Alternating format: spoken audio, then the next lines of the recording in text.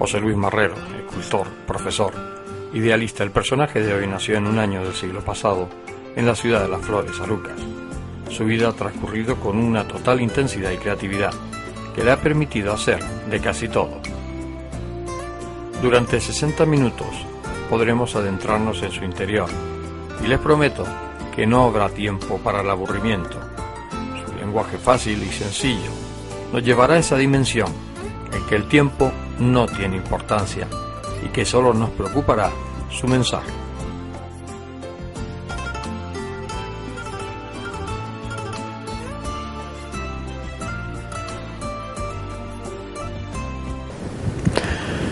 José Luis, ¿naciste en Arucas? Sí, en la Sequía Alta. En la Sequía Alta. Nosotros éramos 7 hermanos, pero 4 nacimos en la Sequía Alta y luego nos fuimos a vivir a la Montañeta, al lugar que le decían Los Polveros. Aquel lugar era una casa solitaria, en unos llanos impresionantes, que era donde se secaba la cochinilla, y de ahí el nombre de Polveros, por el polvo que soltaba en los momentos de secar.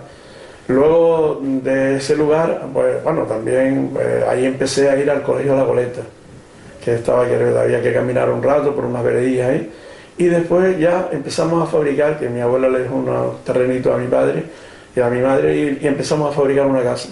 Entre todos los hermanos y los tíos, pues nos ayudábamos y así pudimos sacar una casa adelante, en la que después estuvimos viviendo, pues yo desde los 15 años hasta los 25, que fue cuando me casé. Y en aquella época, claro, teníamos un montón de, como niños pobrecillos que éramos, pero hoy lo agradezco, hoy agradezco que eso sea, porque hoy día los niños tienen muy poca imaginación. Lo ven que todo está como muy estructurado por medio de lo que es el ordenador, y nosotros no teníamos nada, pues bueno, el principio es que no lo había, y siempre estábamos creando, no teníamos, los reyes nos traían nada más que a lo mejor una manzana, una naranja y un cachito de algo nos regalaban los tíos, algún juguetillo nada más. Y creábamos pues los coches, los hacíamos con la verga, nos poníamos a hacer carros. Yo recuerdo haber hecho carros con las ruedas, las hacíamos con, ¿cómo le llamamos a esto? La tunera, con la penca de la tunera, y los carros también, y el carro, la forma del carro también, y con unos palitos. No teníamos un caballo para tirar de él, ¿qué hacíamos? Cogíamos un lagartito bien grande, lo amarrábamos y ese era el caballo que teníamos y nos entreteníamos. Esa es la manera de jugar. ¿Cómo jugábamos? Pues al fútbol, descalzo. Nos gustaba el fútbol, jugábamos a lo mejor 20 chicos, por eso yo siempre he dicho que el fútbol, aunque a muchos no les guste, pero tenemos que mirarlo. Es más participativo, porque pueden jugar más. Lo demás es más elitista, pues solo juegan minoría. Si no lo tenemos en el tenis, lo tenemos en eso, con todo mi respeto a ellos, pero que lo digo porque a veces como dicen, fútbol, siempre fútbol, pero es que es lógico, porque hay más participación y los niños lo hacíamos así. Y eso fue mi vida, estudié en el... ¿Cómo era, y ahora perdona que te interrumpa, cómo era esos recuerdos de niño? ¿Cómo recuerdas tú los juegos? Me decías que jugabas Mira, pues sí, a todos, jugábamos a la candonga, no había antes ese rollo del niño y la niña, lo había, pero nosotros no lo teníamos así, y jugábamos con las niñas y jugábamos con los niños solos también. Entonces teníamos la candonga, que era mixto, tanto hombre como hembra, al boliche, que era al hoyo, o a la conga, saltábamos a la conga, al balón tiro, que era una pelota que hacíamos, sobre todo en Arucas, la construíamos con la tira de platanera, con lo que echa el racimo, con eso construíamos las pelotas, duras como diablo, y descalzo que jugábamos, pero no sé, yo nunca pude decir que no disfruté, yo disfruté, y quizás más que lo que disfrutaron mis hijos después, porque era otra manera de ver las cosas. Cuando llovía, teníamos épocas. Una época jugábamos al boliche, que era más bien en verano, o en la época de invierno pues jugábamos a los barcos, porque adaptábamos el tiempo a cómo podíamos estar en la calle, y eso para mí era muy interesante. Hoy no, hoy salimos, los niños van muy bien tapados, nosotros tapamos un pantalón ahí medio rasgado, con el libro misa en el pompi, como siempre decíamos, que de verdad que eran los parches que se ponían, las madres siempre compraban una tela, nos hacían el pantalón y entonces guardaban el retal que les sobraba, y con eso nos iba pegando. Cuando no éramos más grandes pues se le ponían las rodillas, que se ve mucho en los labrantes, los marcos, eso porque estar de rodillas se comía el pantalón, y cuando no en el pompi de estar sentado pues se lo íbamos comiendo. Después ya le llevábamos al libro misa, porque había momentos en el que el color se cambiaba por el lavado y entonces aun siendo la misma tela el color era diferente y se distinguía a lo lejos. ¿Cómo tienes los recuerdos tuyos de la Navidad? ¿Cómo los recuerdas un niño de aquella época? Yo recuerdo la Navidad, y ahora lo digo con un montón de orgullo. Yo tenía unos padres que no tenían posibilidad ninguna, y la gente de la familia tampoco, pero siempre teníamos algo, y era reunirnos en la misma casa, la familia. No era mis tíos, no, sino mi familia era mi padre, mi madre y nosotros. Y ahí pues pasábamos un rato. Yo no recuerdo de tomar cosas así de dulce ni nada de eso, eso sí que no lo recuerdo, pero lo pasaba también con las papas fritas que mi madre hacía por la noche. Y aquellos rollos que a mí eso parece que no me decía nada, y lo pasaba muy bien. Luego después también recuerdo una vez que mi padre, eso de los reyes le gustaba, aunque no teníamos posibilidades, le gustaba que supiéramos que los reyes existían. Y un día vine a casa porque los compañeros me decían, mira, eso es mentira, lo de los reyes es papá y mamá y el bolsillo y tal.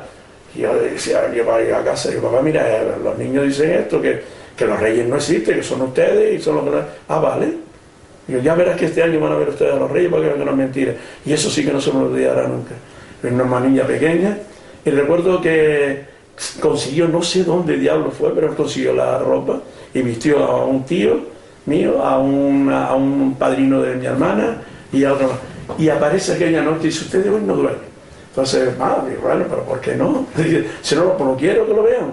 Y cuando veo unos faroles por allá, ya 3 faroles, pues me quedé así, yo chiquito todavía, y venían por allá acá y me dan los juguetes.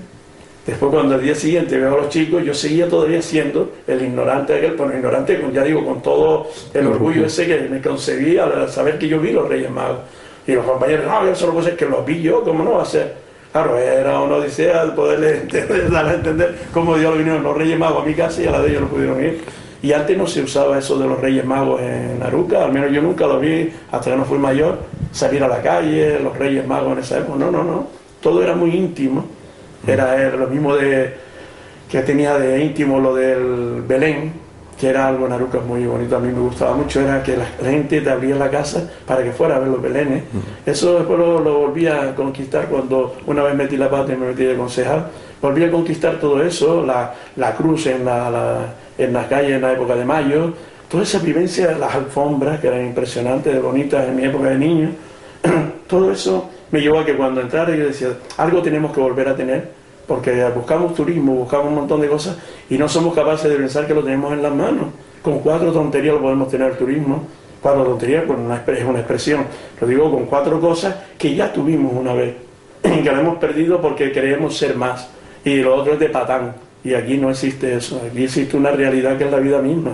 Y aquí a mí me gustaría que se vieran los ganaderos, cómo hay que respetar a esa gente, a los obreros, todo eso puede atraer turismo, como el cantero. Hoy día donde los labrantes, yo siempre me gusta llamar labrante porque el cantero era quien hacía cantos para fabricar, y no era lo mismo que el labrante, que era quien tallaba la piedra, quien daba forma.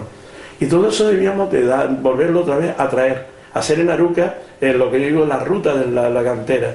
Tenemos canteras por ahí ya tapadas con las zarzas y todo eso que no se ven, y que esos lugares debíamos devolverlos y llevar el turismo por ahí y poner un trabajador que se le pague, lo trasladamos justo con la guagua, se pone ahí a trabajar y el turismo ve cómo se hace eso. Yo creo que es algo interesante, no sé, y que se podía dar otra vida a Arucas también, o a otro pueblo. Yo ya hablo de Arucas porque soy un amante de mi pueblo y de Arucas, y a Arucas se le podía hacer todo esto. ¿Tu entrada en el colegio con qué edad fue?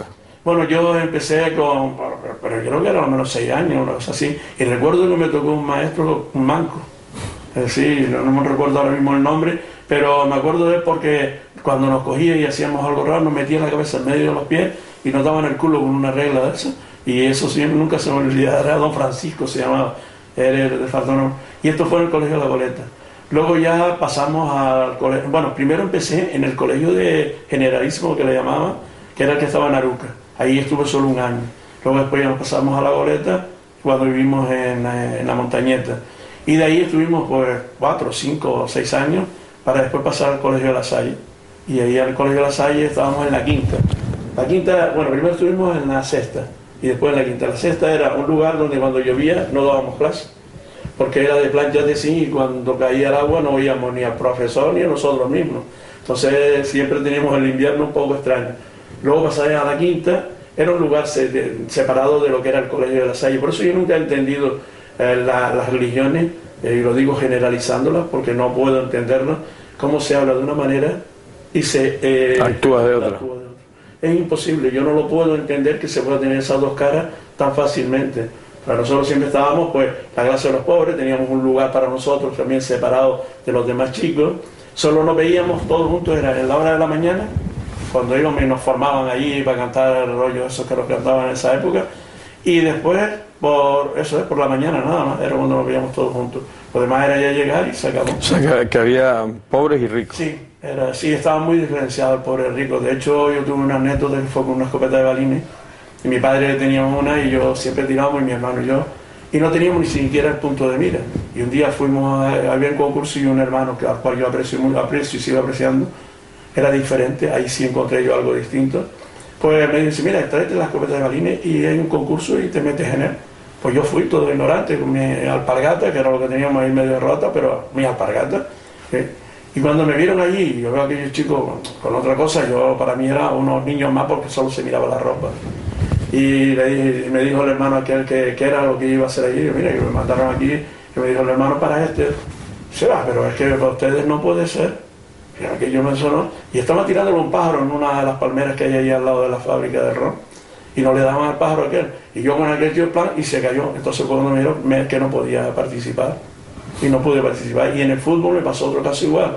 Teníamos un equipo, nosotros jugábamos descalzos porque teníamos que cuidar las alpargatas aquellas, que era hasta para llevarlas a misa, hay que reconocer, pero no las echábamos al hombro cuando salíamos. Y recuerdo que jugando al fútbol íbamos ganando, después empatamos, pero aquello se iba a acabar en 1-1. Y no sé de dónde se sacó de la manga el árbitro, que era uno de los curas que había, un hermano, se sacó de la manga un penalti. Y la expresión que más me dolía, a mí me daba igual que aquello fuera penalti o no, sino aquella que dice, no, pero es mejor que ellos se lleven la copa y ustedes, para matar un poquillo el hambre, le damos los caramelos, como el segundo equipo. Aquello me sonó mal y ahora me suena todavía peor, pues ¿cómo puede ser posible? A lo mejor el hambre no nos quitaba lo mismo que nos quita el premio. Porque el premio nos quitaba esa sensación de ansiedad por haberlo ganado.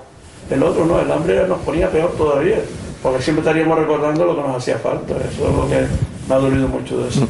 La época juvenil, ¿cómo pasas tú la época juvenil? ¿Trabajando, estudiando? Yo trabajando. Trabajando, eso era tú. Yo he trabajado de carpintero, he trabajado de labrante, he trabajado vendiendo ropa y con un señor por ahí con un carro y después ir los sábados y domingos a cobrar. He trabajado de decorador, de escaparatista, he trabajado en la misma labranza, también he estado mucho en ella, acabando platanera, sacando papas, haciendo... ¿Y tenías tiempo para la diversión? Sí, porque no, un poco. Es que porque te iba a hacer una pregunta, que cómo era la juventud de aquella época, en qué se divertía. Nosotros nos divertíamos pues muy fácil, jugando a calimbre, a payoyo. Yo casi hasta con 17 años jugábamos todavía, que después fue cuando yo me fui a estudiar Bellas Artes. Pero yo jugaba eso, y lo que decía de esto también, pues nos reuníamos los amigos y los domingos, en Arucas había un paseo, y nos pegábamos desde las 6 de la tarde, que era cuando empezaba el paseo, hasta las 9 de la noche, que era cuando se iban las niñas, ¿no? Que ya no había chicas por ahí ninguna, porque eran más que machos. Hasta esa hora, dándole de vuelta, 10 kilómetros eran ya ese día, porque era desde la plaza, toda la calle del General de Arucas, la principal, desde el parque municipal hasta el rincón donde se veía la iglesia. Pues todo eso lo pasábamos caminando, venga, para allá y para acá, para allá y para acá. Y yo ahora digo, Dios, pero aquello no disfrutábamos de aquello. Y de la fiesta. Las fiestas eran diferentes, eran participativas. No es una fiesta que tienes que comprarlo todo, no, nosotros también poníamos. Porque poníamos las romerías esas que se hacían, pues todos aportábamos algo. No recuerdo el nombre que le dábamos antes, que se hacía la montaña de Arucas, pues íbamos todos, la familia, y nos sentábamos allí, los niños y tal, y ahí nos disfrutábamos uno con otro jugando a calimbre, a payoyo, a pañuelito quemado, a una serie de cosas. Y los niños disfrutábamos bastante, y los jóvenes también. El tema de las chicas en aquella época era difícil. Sí, porque muy difícil. ¿Había baile? Sí, pero no era un baile como no, porque aún no tenían el casino. Y el casino también era clasista, es decir, que ahí entraban los que más o menos pertenecían a aquello. Y estaba la Sociedad de Trabajadores, llamada así antiguamente, hoy la Sociedad Atlántida, que ahí era donde único podíamos ir, y pagaba una entrada, una módica, y entonces podíamos bailar, pero aquello se llenaba en un momento. Luego no teníamos lugar, pues nada, había los batiquillos, eso, que se nos reuníamos en algún lugar, hoy le llaman botellón, nosotros nos tomábamos menos y nos pasábamos el rato ahí entre amigos y amigas. Pero claro, lo de ligar, eso mismo que lo veíamos ahí, que yo era un cachondeo, yo iba paseando, una vez me llevaron un cogotazo, una gallina, porque iba andando y delante de mí había unas chicas y un chico que pasó por allí, claro, uno va caminando normal, con los amigos, alegando y tal. Por lo visto le hizo algo a la chica, le metió y te tocó a ti. Se viró con el colletón, me lo llevé yo, lo pasé más, me marché para mi casa, una vergüenza increíble, no aparecí por taquillo durante 2 o 3 semanas, porque me sentí mal, digo, Dios, pero si yo no le hice nada. Y después ya un día me tropecé a aquella chica y me pidió perdón, pues, había dicho la amiga que no había sido yo, pero oye, pero es que yo no soy capaz de meter en las manos a una chica por la calle, sería el colmo, ¿no? Hasta ahí no llegué, y no he llegado, hasta hoy, Dios gracias, no he llegado. Ahorrador de electricidad Staminal. Tras muchos años de implantación en Canarias, les ofrecemos la posibilidad de ahorrar de un 10 hasta un 35% del consumo de su factura de electricidad. Tenemos un ahorrador que se adapta a sus necesidades, sea cual sea su tipo de negocio o industria. Muchos ahorradores puede encontrar en el mercado, pero solo Staminal ha demostrado su eficacia. No deje que los gastos abusivos de electricidad afecte su economía de negocio. Pídanos presupuesto sin compromiso al 921-481-249. Ahorrador de energía Staminal, la solución a sus problemas de exceso de consumo. Ahorre de un 10 hasta un 35% de su factura de electricidad.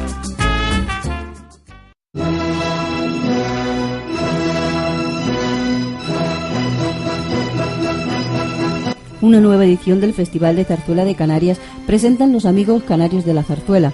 El Teatro Cuyás será el escenario de estas magnas obras, un magnífico elenco de cantantes que estarán acompañados por la Orquesta Filarmónica de Gran Canaria, la Orquesta Sinfónica de Las Palmas y el coro del Festival de Zarzuela de Las Palmas de Gran Canaria. Completan un programa musical a la altura que este festival se merece. Tienen una cita inexcusable con el Festival de Zarzuela de Canarias, venta anticipada en entradas.com o en las propias taquillas del Teatro Cuyás. Más información en Los Amigos Canarios de la Zarzuela.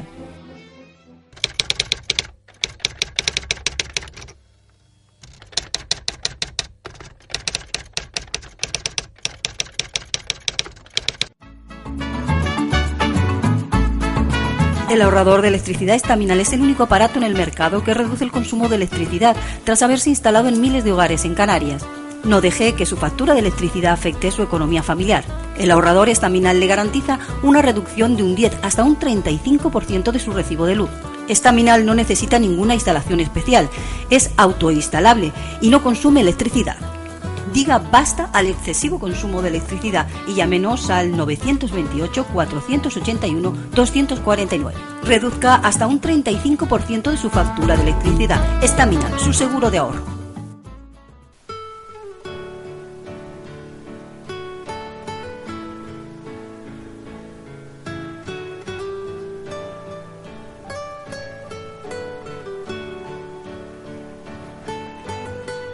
Ya hemos escuchado sus primeras palabras, su infancia llena de anécdotas, su lucha contra la desigualdad que ya de pequeño percibía en la sociedad que vivía, la discriminación en el colegio y que posteriormente su juventud sufriría en sus propias carnes.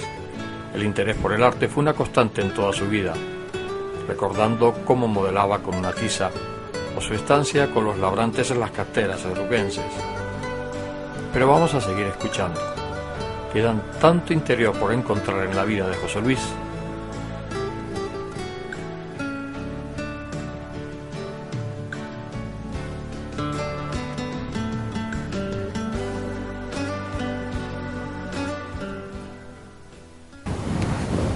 Tus estudios de Bellas Artes. ¿Te decides estudiar Bellas Artes ya con qué edad? Con la edad de... bueno, primero me decido para hacer algo, prepararme hacia ella. Fue con unos 14, 15 años. Iba a la escuela de Luján Pérez. Ya estabas en la escuela de Luján Pérez. Sí, me metí en la escuela de Luján Pérez y ahí me empecé a preparar.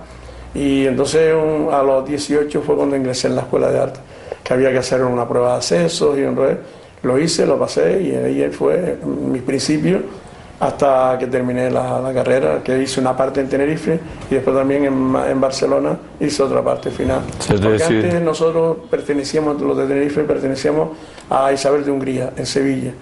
Y claro, había que hacer una reválida después, cuando terminaba, encima que eran 6 años, una reválida pues ya eran 7 años, y era una pasada. Entonces nos íbamos allá y ahí se hacía ya 1 año, y así terminaba, tenía el título normal, sin reválida y sin nada.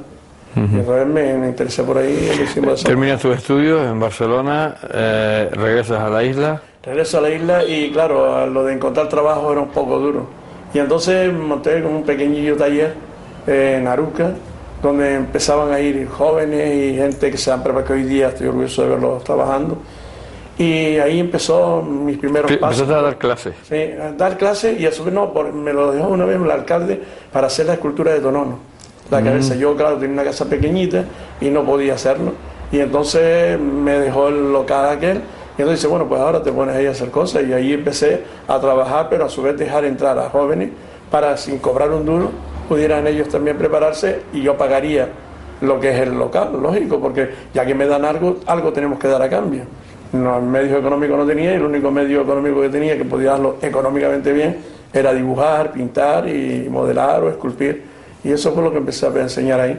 La primera escultura fue esa de Tonono, luego después fue el cura de Cardones, don José, Deni, y después fue el altar de la iglesia de San Andrés, y ahí empezó a surgir la obra y empezó a salir mis primeras exposiciones también.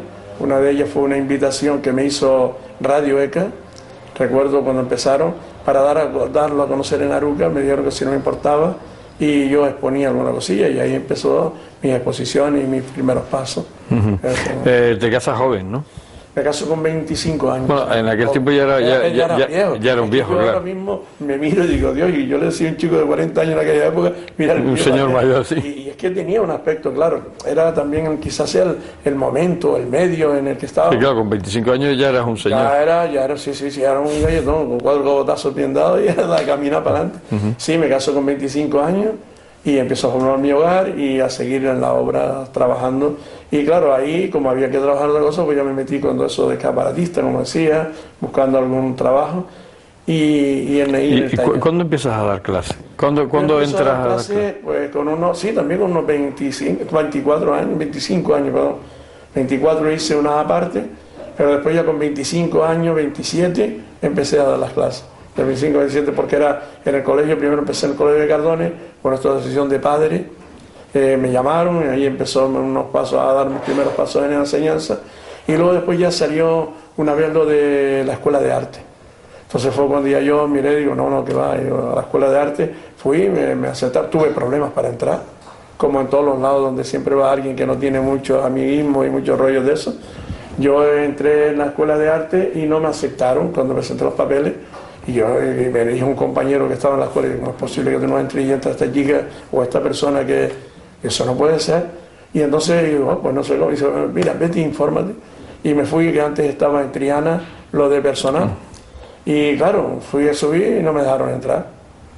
Entonces cuando bajé me tropiezo yo y a mi tío, que yo no sabía que estaba allí de conserje, pobre, que para descansar. Y dice, ¿qué haces por aquí? Yo que vengo a esto y esto. Y dice, ¿qué pasa? Y yo, no, que no me atienden arriba. Dice que no está ese señor, que no está él. Ven para acá. Y me acuerdo que me abrió una puerta y frente mismo estaba sentado yo, el hombre, en una así. Y mira, aquí ella es mi sobrino. Y entonces fue cuando lo dijo así, porque hay que decirlo con claridad. Mi sobrino, a ver qué es lo que le pasa con esto. Miró y dice, bueno, ¿qué problema tiene? Y me pasa esto. Y yo he presentado todos los papeles, pero no me los aceptaron. No me dijeron que lo dejara, sino que me lo podía llevar, que no había problema ninguno, que esto solo era una prueba más bien. Dice, ¿cómo? Dice, ¿usted tiene todo? Yo, sí, yo daba clase en la escuela yo di clase en formación profesional, aquí en Aruca, tenía ya pasos dados, y entonces me dijo, no traiga usted todo eso, ¿lo tiene eso? Sí, vaya usted arriba. Vine aquí a Aruca, le llevo todos los papeles, el hombre cogió el teléfono, me notó y dice, mira, esto, anulen esto porque aquí hay algo raro. Y fue cuando yo entré a la escuela de arte. Pues empecé ahí, empezamos cuando se abrió en Buenarteme. La primera, la escuela, porque antes estaba acá en el Potrero, que no lo llamábamos ahí, y ahí donde estaba la escuela de los Amperes también. Y entonces pues empezamos allí, y ahí empezamos a crecer hasta que ahora estamos donde está la escuela de arte. Yo creo que antes me gustaba más porque antes era la escuela de arte, hoy es bachiller, ya no tiene el mismo sabor, ya no es lo mismo, aunque digamos lo contrario. Yo sí que sé que hay mucha cultura y mucho rollo, pero la cultura a veces hay que saberla dosificar. Y el arte tiene gran parte de cultura porque va naciendo de uno mismo y del mismo pueblo, y después gran parte de la enseñanza misma que se le, sí, porque da. ahora Pero ahora el bachiller no cierra mucho porque la educación hoy día está mal. Hay que decirlo así claramente. Yo no sé quiénes son los que al frente de todo este tinglado, pero deben de recapacitar, sentarse ante los profesores que verdaderamente trabajan, que los hay muchos, muchísimos, yo creo que más que lo que dicen algunos, y entonces coger, bueno, ¿qué es lo que podemos hacer para que esto pueda salir de esta manera y no haya los fracasos escolares que hay? Y es la única manera de acabar con los fracasos escolares. Desde un ministerio no se puede hacer. Desde un lugar así, no. Tiene que ser desde un colectivo. ¿Y el colectivo quién es? Los de la enseñanza.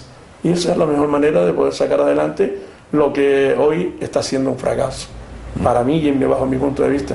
Es que hasta los padres, yo sé que ahora mismo estamos viviendo unos momentos raros, porque los padres tienen que ir a trabajar, el niño tiene que quedar solo desde pequeñito. No hay un acercamiento total como lo teníamos nosotros, con la suerte que teníamos antes, que aunque lo pasábamos mal, pero siempre veíamos a nuestros padres, ellos nos reprendían, ellos nos enseñaban cómo había que caminar. Hoy no. Hoy el niño tiene al abuelo, a la abuela, a la tía, a la prima, al otro, y el niño no sabe cómo decidirse, porque el libro que le han puesto delante no tiene ni puntos ni comas, sino es todo seguido. Y eso no puede ser, hay que pararse y decir, bueno, hasta aquí se puede hacer esto otro no se puede, aquí podemos llegar y así. Yo creo que es la mejor manera de que la educación cambie un poco y sea real. ¿Cuántos años estuviste dando clases? Pues estuve los 30 y pico de años dando clases, sí. Claro que yo me he ido por esto de la prejubilación esta, que no es prejubilación, es jubilación LOCSI, y me fui por eso, porque ya no aguantaba mucho las presiones, y yo soy una persona, bueno, me creo que tengo bastante sensibilidad, y me dolía ver cómo había niños que podían suspender de esa manera, y cómo se le podía sacar un gran provecho a esa gente que ya quedaban estancados o se perdían. Entonces ya dije, no, la enseñanza hay que dejarla, hay otros técnicos, porque hoy día todo es tecnicismo, nada es realismo, y hay que decirlo así. Yo creo que ya es hora de sentarse, como yo sigo diciendo, y de decir, bueno, hasta aquí hemos llegado y hasta aquí podemos hacer cosas. Y eso es lo que me ha llevado a hacer hoy esto, pero bueno, a su vez también me viene bien. Ahora puedo hacer lo que me da la gana, bueno, dentro de lo que me dejen, también hay que decirlo porque tengo una familia, pero hago lo que me da la gana, que es lo mío. Yo he sido un privilegiado. Yo he trabajado en lo que me gusta y me he jubilado en lo que me gusta, y ahora puedo seguir lo que me gusta, que es el arte. La escultura siempre ha estado muy pegada a ti, desde prácticamente desde niño, ¿no? Desde cuando cogíamos las tizas, yo cogí una tiza ahí con un alfiler y me ponía esa diablura y esas cosillas, y ahí empezó mi padre a verlo. Yo recuerdo siempre una anécdota de mi padre, que no le gustaba que fuera artista, que no estudiara Bellas Artes, porque eso era de loco. Mira, tú lo ves por ahí, los bohemios, eso, ¿qué tal? Peludo y barbudo, ¿no? No somos iguales. Hay gente que hacen eso porque les interesa, porque tienen un medio para poderse dar a conocer y salir, pero todos no somos iguales. Y entonces un día me presenté a un concurso de escultura y pintura y dibujo, certamen juvenil, que existía en aquella época, y me presenté. Y ese día, cuando estaban dando eso por la radio, estaba yo malo. Y recuerdo que él llegue, y mi padre siempre que llegaba cuando estábamos, pues, antes de quitarse la ropa, llegaba donde estábamos. Oye, ¿cómo anda? ¿Qué tal está? Eso siempre lo he visto, lo vi en él.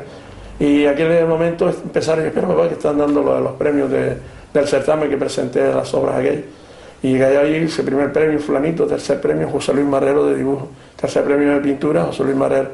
Y después cuando llegó a escultura, ese primer premio de escultura, José Luis Marrero. Entonces ya el hombre miró y dice, mira, hazlo. Total, que vamos a hacer un loco más en la familia, no importa.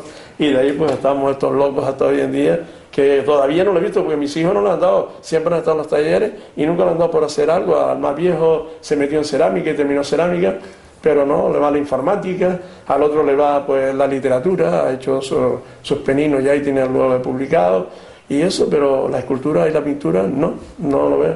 Ahora veo a este nietillo que tengo ahí entre manos, que es un loquillo y siempre está en su rollo. Y digo, bueno, pues ya está. Ahí me puedo decir que voy a entregar la herramienta a alguien que pueda suceder. O sea, sí, pasar. En plan sucesión. Sucesión y que siga adelante y a ver si otros más vienen. Porque yo fui la oveja negra de la familia. Mi abuelo que era labrante, y mi tío que era labrante, y mi padre que fue labrante antes de ser policía municipal. Pero no, yo aquello lo veía como una cosa muy normal en la familia, hasta que empecé a ver que en la piedra se hacían formas que cogían forma humana. Y entonces digo, bueno, pues esto y ahí fue donde empezó mi... En cambio, en la pintura tú no has sido tan... No he destacado mucho, ¿no? Porque después la estanqué. ¿Tampoco te ha gustado mucho? No, me dedicaba más a... Me gusta a mí la pintura, pero me dedicaba más a la escultura y me absorbe más tiempo. El dibujo también lo hago bastante, pero más la escultura y el dibujo. La pintura solo, ahora he estado pensando, a veces se sienta uno, voy a tener que coger un día unos lienzos y ponerme delante de ellos otra vez y crear algo, porque yo recuerdo a algún artista que después de ser escultor se dio cuenta que también la pintura le iba y fue un gran pintor, no recuerdo el nombre ahora, un francés parece que era, y la verdad es que no quiero hacer eso, ¿no? Sino quiero que también se vea algo mío en la pintura. Tengo obras por ahí, pero no lo suficiente como la escultura, no. Tu paso por la política siempre has dicho que ha sido una metedura de pata. Sí, porque yo creí que el ser humano era honesto también y he visto que no. Entonces muchos se meten por aparentar o por querer, dicen que iban a trabajar por el pueblo, no, por querer un sueldo, porque ganarse la vida a cambio de la política. Claro, porque después no entiendo cómo se buscan estos elementos que tienen, que son los asesores. Por favor, si usted se ha metido aquí, sabe a qué se metió, ¿para qué quiere un asesor?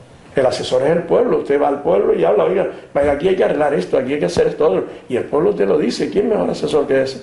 El otro, siempre todos los humanos tenemos intereses creados, y ese es el peligro. Y ahí es porque yo me marché de la piel de eso. Y otra vez porque me engañaron, porque yo me creí una cosa que me la pusieron como muy bonita ideológicamente y fue un fracaso total. De hecho ya no existe esas siglas, ¿no? Y CAN no existe. Y era un proceso, un proyecto donde se podía haber unido esa ideología de izquierda, pongámoslo por ejemplo, pero que va, que yo era un... como el que está. Entonces ya yo creo que ya tampoco hay ideología. Me imagino que han desaparecido. Hoy hay mercadismo por medio de... Y da igual, el poder por el poder. Nada más. Yo tuve muchas luchas, tuve una de ellas, era por los aparcamientos, porque pues teníamos nosotros que aparcar en un lugar al lado del ayuntamiento y los ciudadanos no. Me decía, hombre, porque venimos a hacer una gestión. Digo, es que el ciudadano también viene a hacer una gestión. O es que no tenemos una ideología ya y pensamos claramente que si nos metimos aquí es porque quisimos. Pues ahora nos vamos de aquí como porque queremos también, pero que el pueblo también tenga la misma participación. O ir a la iglesia, que a mí me chocaba, yo estaba de festejo, y eso de que me pusieran a la punta delante o nos pusieran a la punta delante en un banco. Sí, somos los representantes del pueblo, pero es que una vez este pueblo unido, somos todos. No tenemos por qué ser nosotros, no, siempre hay un privilegio. O porque tengo que llevar una chaqueta y una corbata cuando voy para ahí No, yo nunca he podido entender eso. Hay otro pobre que le hacía falta la corbata que pues te la regalo porque aquel pobre nunca pudo lucirla. Yo algo de eso. Lo mío más bien es algo de sentimentalismo más que otro rollo. Entonces la ideología va por ahí y eso se ha perdido. Un político no puede tener escrúpulos para ser político. Es que eso es lo que veo. Un político hoy en día es como un comerciante que va a lo de ellos y está un banquero. Hoy día yo lo comparaba a un banquero, vaya. Porque ahí está lo que está pasando hoy en día. ¿Qué está pasando? Que nos tienen pagando una cosa que no tenemos, que ya no es nuestra, que encima hemos pagado una parte, como puede ser una casa donde esa prostitución, porque no la llamo constitución, lo digo sinceramente porque me duele decir que se haga una cosa de esa para el pueblo y la ha votado el pueblo y no se cuenta con el pueblo para hacer cosas, no lo entiendo. Entonces para mí eso ha sido una prostitución, si no ahí están todos, la mayoría no, siempre hay alguna oveja blanca, pero la mayoría están prostituidos, todos corruptos, gran parte de ellos. Y es una pena, a mí me da pena de que te toquen por esto, no, fulanito hizo esto, o fulanito hizo lo otro, y pagas todo mejor lo del otro fulanito. Y eso es lo malo que tiene la política actual. Me da pena porque me encanta la política, me gusta estar con la gente, trabajar para la gente, luchar por la gente, es muy bonito.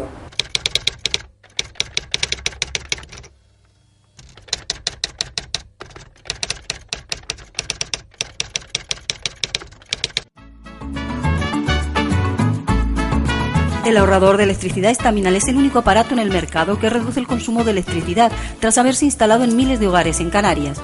No deje que su factura de electricidad afecte su economía familiar.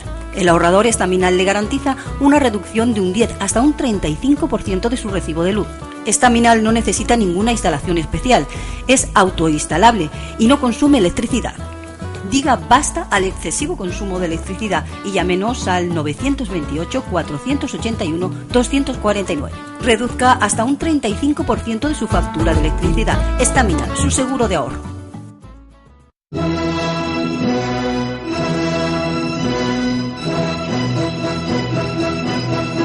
una nueva edición del Festival de Zarzuela de Canarias presentan los amigos canarios de la zarzuela.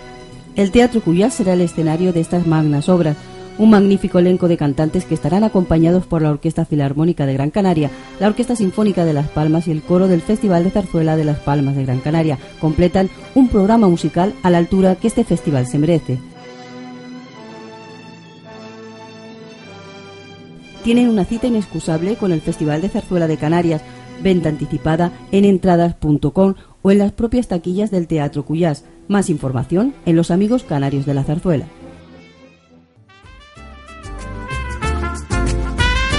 Ahorrador de electricidad Staminal.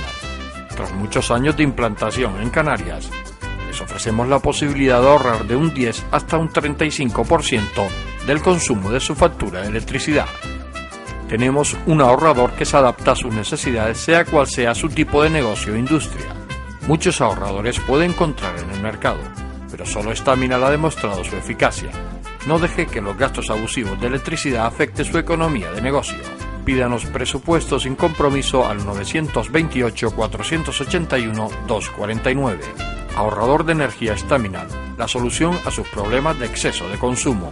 Ahorre de un 10 hasta un 35% de su factura de electricidad. ¿Cómo te sientes, José Luis, ahora en la actualidad?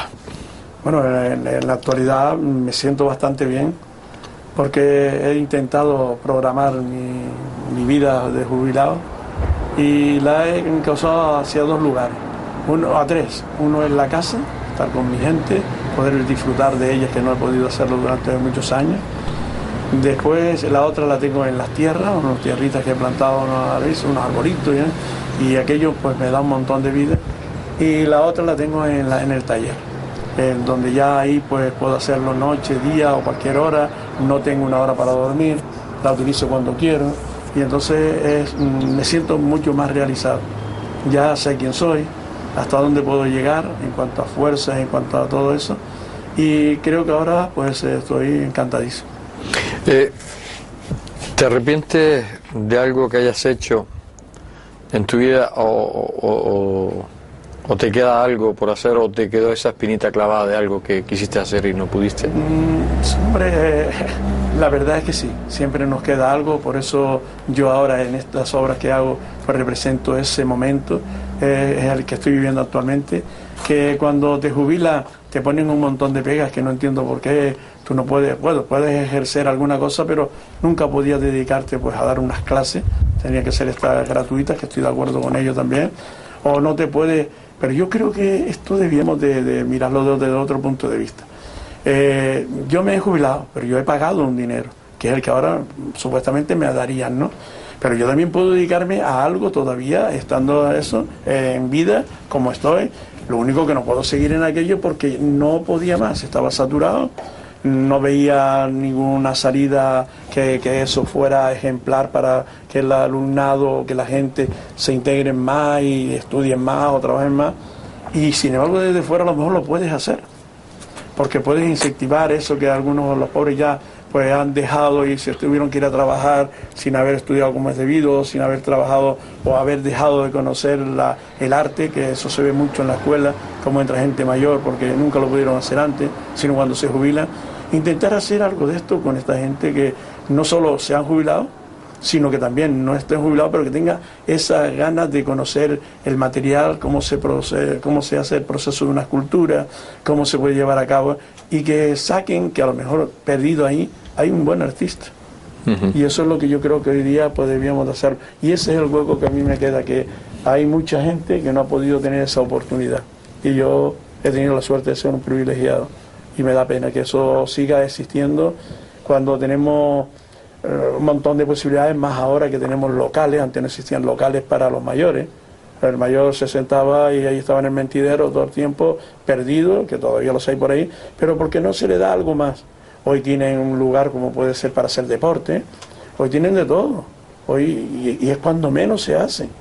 Es una pena, porque ahí, pues, digo yo, una biblioteca la puede llevar una persona mayor, y intentar también que se integre y se meta en las páginas y él vea que aquello está para algo, no es algo que se ha escrito porque a mí se me ocurrió, no, es algo que es para transmitir para que éste a su vez también pueda transmitir otros conceptos, otros conocimientos que él tenga y llevarlo de esa manera.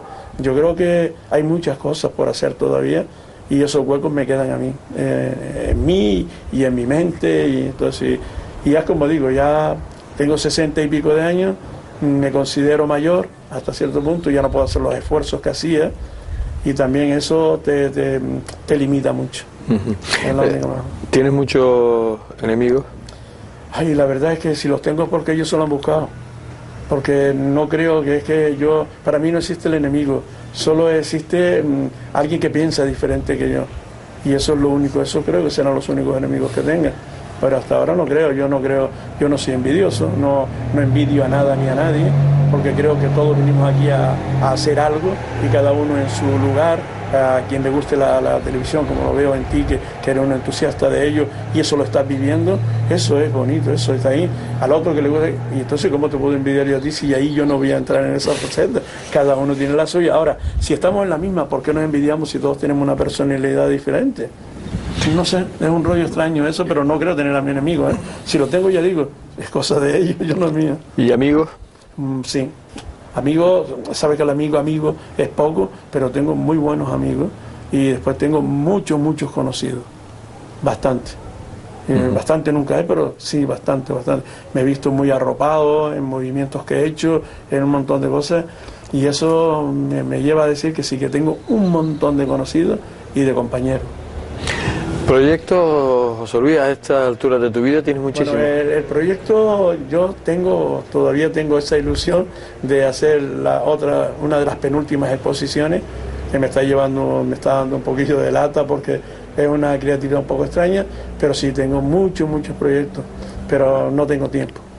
Ese es el problema, no solo es el tiempo de la vida, sino el tiempo que tengo que dedicar a muchas otras cosas que antes no pude dedicarle y que ahora quiero hacerlo y sentirme integrado con ellos.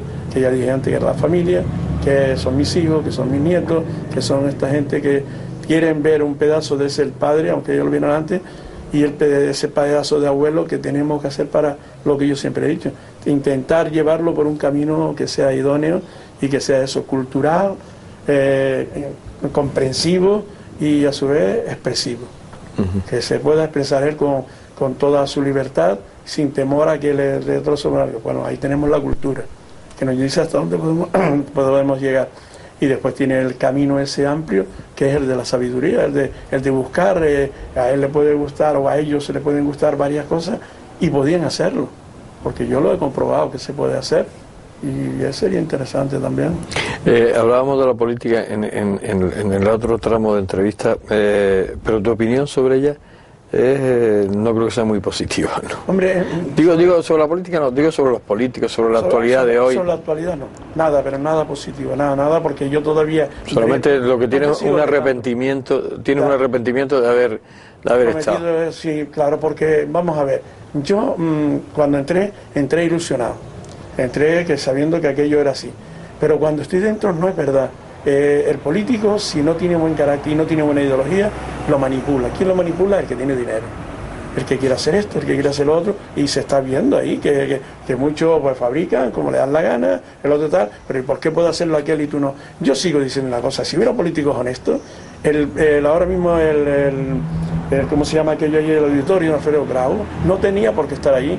¿Por qué puede estar el auditorio y puede estar en la casa social del fulanito o la casa del otro y no puede estar, porque esos pueblos vemos en Acaete, donde puede estar la casa del alcalde mirando al mar, o en otro lugar? Son políticos, hablo de políticos, ¿eh? ¿Y cómo es que un pobre diablo que hizo su casa hace un montón de años se la pueden echar abajo? Es que hay un rollo de rotura de sentimientos, de eso, y lo hacemos. La gente, yo creo que nace todo el mundo bien, es decir, todo el mundo es sano, todo el mundo piensa bien, pero después cuando intentamos, ya esa palabra que es de educación, que hay que tener mucho cuidado al decirla y al hacerla, cuando no, es que hay que irlo educando, el niño no, el niño nace ya con una personalidad, y lo que tenemos que hacer es también adaptarnos a ella, llevándole por el camino también del bien, o para nosotros del bien, y es lo que estamos aquí representando. Y la política a mí me sonó mal cuando he tenido que llorar por ella. Y digo, bueno, ¿por qué lloro yo aquí? Sí, pero ¿por qué lloro? Porque yo amo un pueblo y a una gente y amo que todos seamos igual. Es difícil, yo por eso digo que cómo se puede subir a un altar y hablar de la igualdad cuando hay un montón de horas, hay un montón de cosas y hay un montón de gente muriéndose de hambre. Yo no lo puedo entender. Yo creo que debíamos de pensarlo y decir, bueno, pero es que el pueblo es tonto, o los tontos o los listos somos nosotros los únicos, o el pueblo es de borrego. Pero claro, es que tienen también que pensar, es que el pueblo también tiene necesidades. Y cuando se tiene necesidades, la gente sin querer se vende. Y tiene que tragar. Es que es normal, claro, porque tienen que comer. Claro. Y no les queda otro remedio. Muchos decimos, no, pero es que no puede. Y que es un mártir. Un mártir es un tipo muy creyente, muy aferrado. Y eso era Gandhi y algún otro, pero no olvidémonos ya de eso así. Todos tenemos una parte de Gandhi, pero no podemos llegar nunca a realizarla porque hay un hambre, hay una familia detrás por la cual luchas y hasta matas para poder sacarla adelante. Por eso ahora dicen, no, ahora se está robando. Hombre, yo me acuerdo de una época en que no había economía y también se robaba. Nosotros los de niños, me acuerdo de ir a las plataneras, nos sentábamos debajo de un racimo de plátano, estaba maduro, y dejábamos las cáscaras, eso sí, porque para estiércol, pero nos comíamos el racimo de plátano. No estábamos haciendo nada más, teníamos hambre y había que hacerlo. Íbamos a coger al lomo el tiro pichón y nos íbamos a coger todos unos indios, que la amasamos con un poco de gofia, que yo era un manjar, no había otra cosa. Cuando veíamos por ahí las señoras de las sardinas, que iban vendiendo las sardinas, él siempre nos pedía que le ayudáramos a ponérsela en la cabeza. Cuando tú hacías así, sin querer te llevabas 2 sardinas, porque la ibas a asar con el compañero. Oye, antes había hambre también, y aquello sí era hambre. Hoy tenemos un montón de cosas que por 4 perras se pueden comprar, pero hay otros también que no pueden llegar ni con esas 4 perras a hacerlo. Y no lo entiendo, ¿por qué? Porque si otros tenemos algo, ¿por qué los demás no tienen un poco algo igual a nosotros o más o menos parecido? Ese era mi concepto político, por eso fue para el carajo. Es lógico, eso no puede existir, es mentira todo. Vamos llegando al final, José Luis, de esta entrevista. ¿Cómo te gustaría que fueras recordado? Ay, como lo que soy, el hijo de Pepe Luis Alguardi y Mariquita Jesús, y el marido de Maripín. Sí, así me gustaría que fuera recordado y saber que he nacido en un pueblo como Aruca, un pueblo privilegiado, como es Aruca. Ahora ya me duele ver muchas cosas de las que se están haciendo en Aruca, porque el encanto que tenía ya lo ha perdido. Ya esto de Aruca, pues cualquier pueblo de aquí de Canarias o de Sudamérica o de cualquier otro lugar, las pinturitas de colores, las casas de colores, ¿por qué? Si ya teníamos aquí una tradición que era nuestra, que era el blanco, la piedra y la madera en las puertas. Hoy yo estoy de acuerdo que se ponga de color de cristal alguna porque lo necesita para la publicidad. Eso ya es un estudio que hay, pero que no lo hagamos todo por igual no está bien, o no lo veo bien. Y entonces hablamos de decir, no, qué bonito está Gaete. Claro que está bonito Gaete, porque no ha perdido esa parte de la personalidad que tenemos los demás pueblos.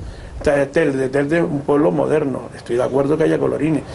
Agüime es un pueblo moderno en gran parte, porque ha crecido de poco para acá, estoy de acuerdo con ellos. Pero los lugares como Altenara, Tejeda, eso tiene que tener la personalidad que tenía. Esa Casa Blanca que cuando íbamos de casa por ahí o de paseo, la veíamos al fondo metida ahí entre medio de aquellos árboles o de aquel barranco.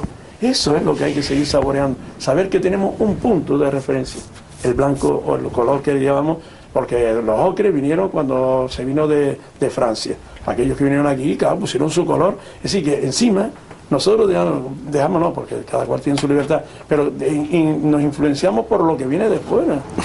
Pero y nosotros que estamos enseñándole entonces al turismo, ¿qué turismo queremos tener en Canarias si no le damos una playa salvaje? No, la misma avenida, la bajadita aquella, y ¿por qué no se puede hacer una bajada? Hoy sí estoy de acuerdo yo también, que es muy fácil hacer una bajada para que los minusválidos puedan llegar hasta la playa y puedan bañarse como nos bañamos nosotros. Claro que estoy de acuerdo con ellos, pero no me ponga usted tanto cemento, ni tanta piedrita, ni la palmera cocotera, que eso no es de aquí, que encima nos hemos cargado la palmera canaria con el rollo de traer tanta cosa de esa de fuera. Yo creo que eso es lo único, y ahí me gustaría eso. José Luis quería y no pudo.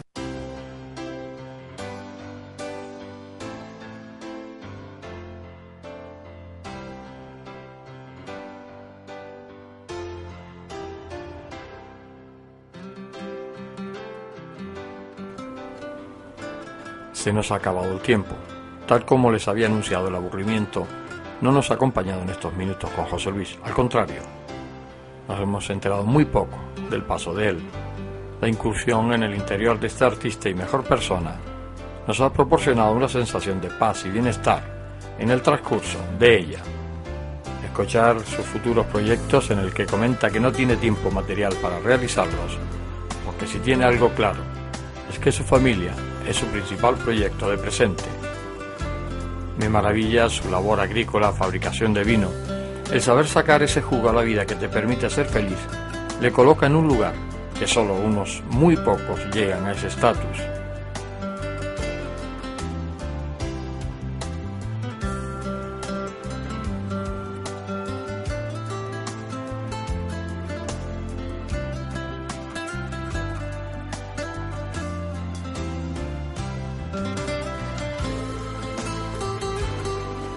José Luis Marrero, escultor, artista, profesor, luchador. Llega el momento de decirnos adiós. Podría decirte tantas cosas, sensaciones que he percibido a través de tu conversación, pero solo me sale una palabra. Gracias por ser así. El mundo te debe muchísimo.